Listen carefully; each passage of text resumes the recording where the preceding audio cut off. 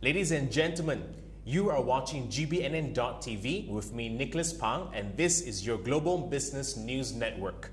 We are on Global View, where we bring you concise interviews with distinguished business leaders to give us their special insights into their particular businesses.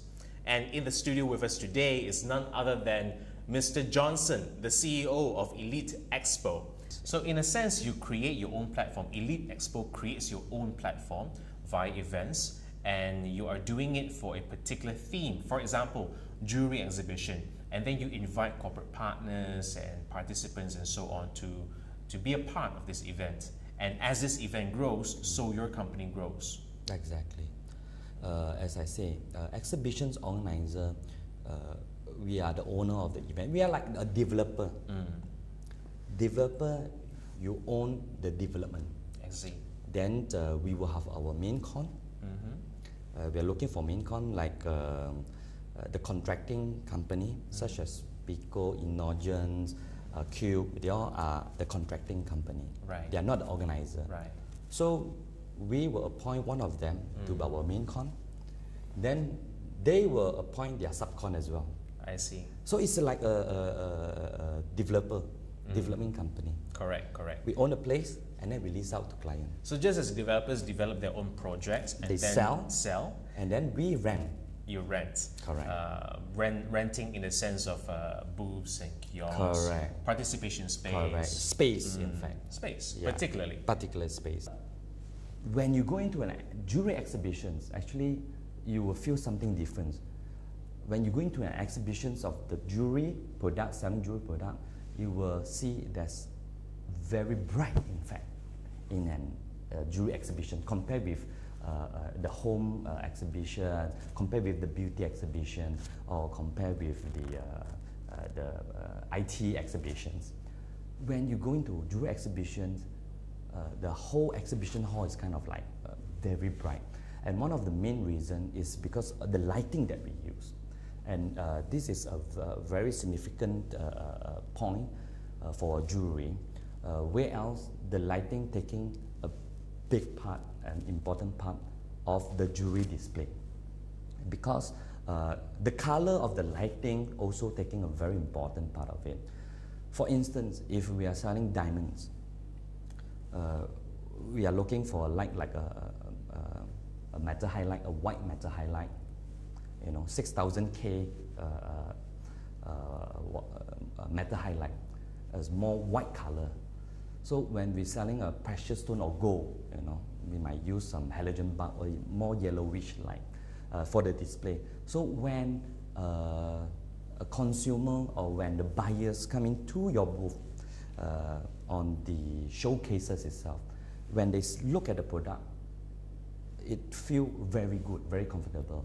Especially we are selling those luxury products, and our participants are selling those luxury products. So the display are taking a very, very important part of it. One of the things that we do is to control on the environment of whatever they're going to bring in for the display. So compared with other organizers, I don't think they, a lot of them, they don't look into that details of things.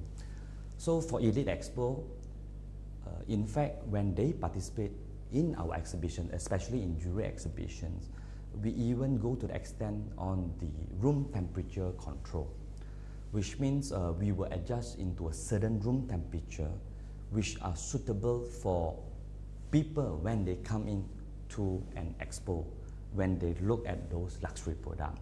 So we have a guideline and we have a standards of that, to make the environment very comfortable. That's also including on a certain background music that we're going to play to enhance on the buying behavior. That's how we might call it actually. So when a lot of people think about exhibitions, exhibitions tend to be based on display. So you have products or you have services and you exhibit your services and products.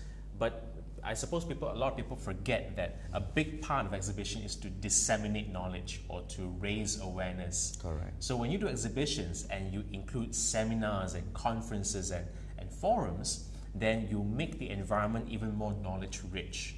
In fact, it's true, yeah. For instance, in our jewelry expo, jewelry exhibitions, we do have a lot of seminars. We talk about diamonds, we talk about color stones, semi-precious, we talk about jade, you see. And then we have invited speakers, which is professional speakers internationally. We fly them in and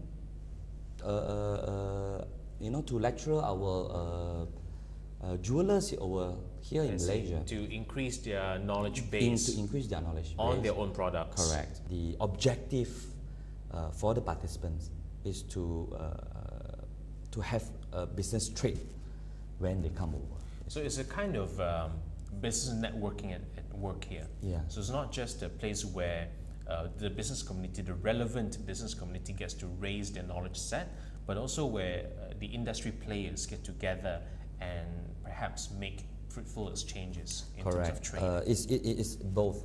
For instance, when I'm bringing a new design of diamond, so here's a new knowledge, new cutting. Yes. You haven't have it in Malaysia yet or in Asia yet.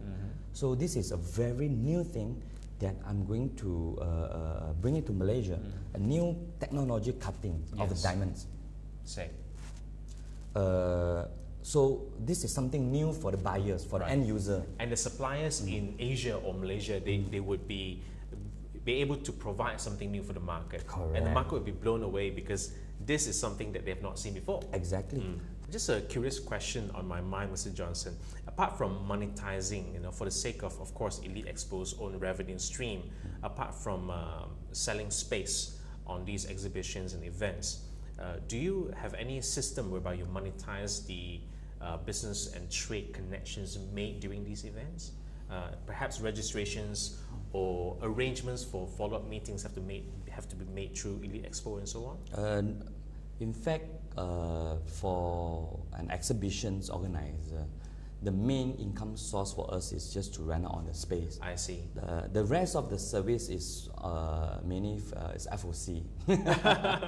Including the supportive events that you mentioned earlier. Correct. All right. Correct. So any kind of very meaningful, very fruitful, even lucrative kind of trade and business relations done between the exhibitors and visitors, that will be entirely exclusive to them. We do have a separate meetings actually for the trade delegates and as well as the exhibitors. I see. So we have something, we call it a business matching program. I see. This is more B2B, right? Which means we arrange buyers for the participants. I see. When they are participating in our exhibition in Malaysia, so we will find a time for them to meet up, a special location, certain place. I see. You know, then they have their business deal. This will be derived from the database that you have collected from your exhibitions and events. Correct. Correct. And in these instances, you'll be playing an active matching role between suppliers and buyers. Correct. There are two types of visitors are going to visit the exhibitions that Elite Expo that going to organize. One of them are trade buyers. I would advise the trade buyers to, you know, to make yourself free. And there's a lot of new things and things that are going to very happening in our exhibitions, which you can learn. And then it's a very fruitful meeting with other trades delegates as well as international participants. This is one of the things for the trade buyers. And for the end consumers, I think one of the most important thing is to prepare for your credit card.